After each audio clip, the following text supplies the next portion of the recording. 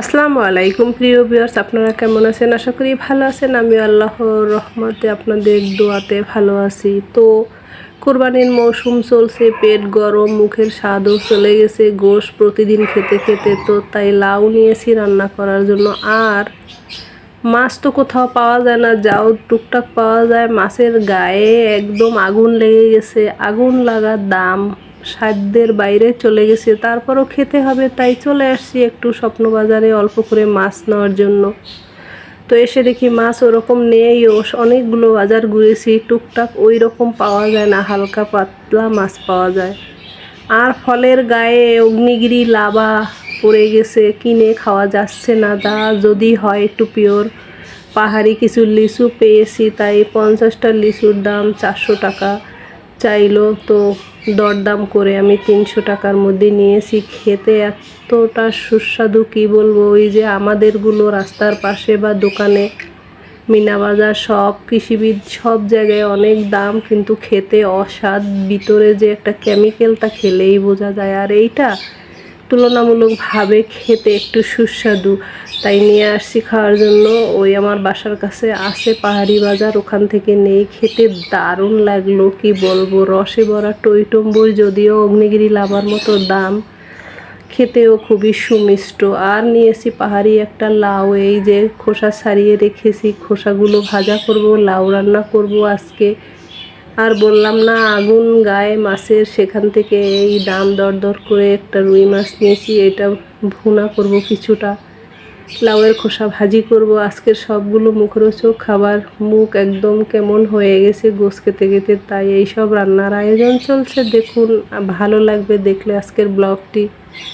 তো মাছ কিছুটা লবণ হলুদ মরিচ দিয়ে মেখে এই যে একদম ডিপ ডিপ করে ভেজে নিয়েছি। এইটা একদম কড়া ভুনা হবে, কোনো রকম মশলা পাতি পাতলা হবে না, একদম গায়ে মাখার চেয়েও কষা হয়ে যাবে মাছের রান্নাটা।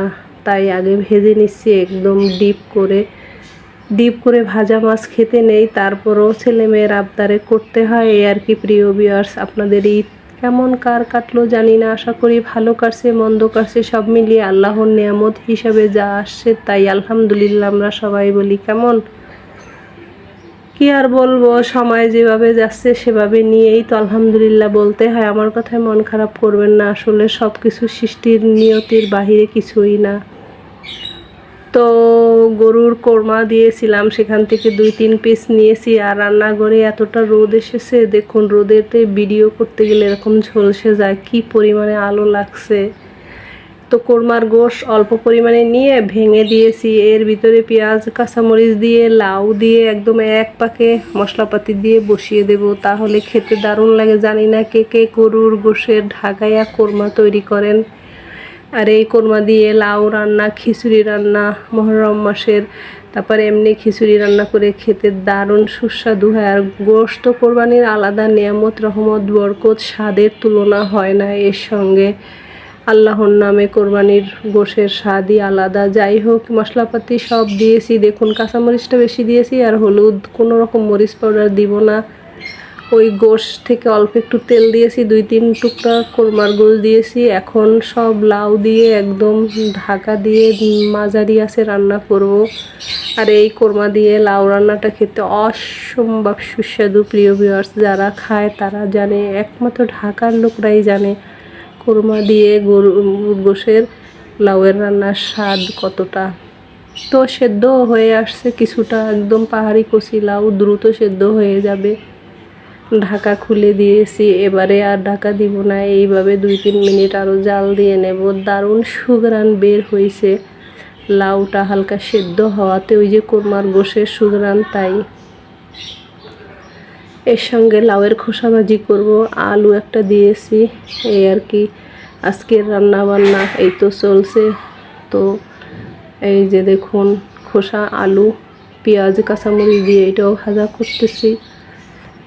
লাউয়ের খোসা একদম কচি লাউ, তাই খোসাটাও নিয়েছি, ফেলে দিব কেন, এটা তো খেতেই হয়। যদিও শীতকালে বেশি সুস্বাদু, কিন্তু গরমেও এখন 12 মাস খাওয়া যায়, কি আর করার, হাতের কাছে ছিল তাই করে ফেললাম। খাওয়া যাবে, ফেলে তো আর দেওয়া যাবে না। এই তো রান্নাবাড়ি চলছে, সব কিছু মিলিয়ে মিশিয়ে আজকের রান্নার আয়োজন হয়ে গেছে আলহামদুলিল্লাহ। খেতেও চলে আসছি সবাইকে নিয়ে। দেখুন লাউ কতটা সুন্দর সেদ্ধ হয়ে গেছে, লাউয়ের খোসা ভাজি, মাছের ডিপ ভুনা, সব কিছু মিলিয়ে আলহামদুলিল্লাহ খেয়ে নিচ্ছি। তো আজকের এই রান্না খাওয়ার ব্লগটি ভালো লেগে থাকলে পাশে থাকবেন, লাইক করবেন। কেমন আপনাদের সুস্বাস্থ্যের কামনা করে আজকের মতো বিদায় নিচ্ছি প্রিয় ভিউয়ার্স। ভালো থাকবেন, সুস্থ থাকবেন, সবাইকে নিয়ে আল্লাহ হাফেজ।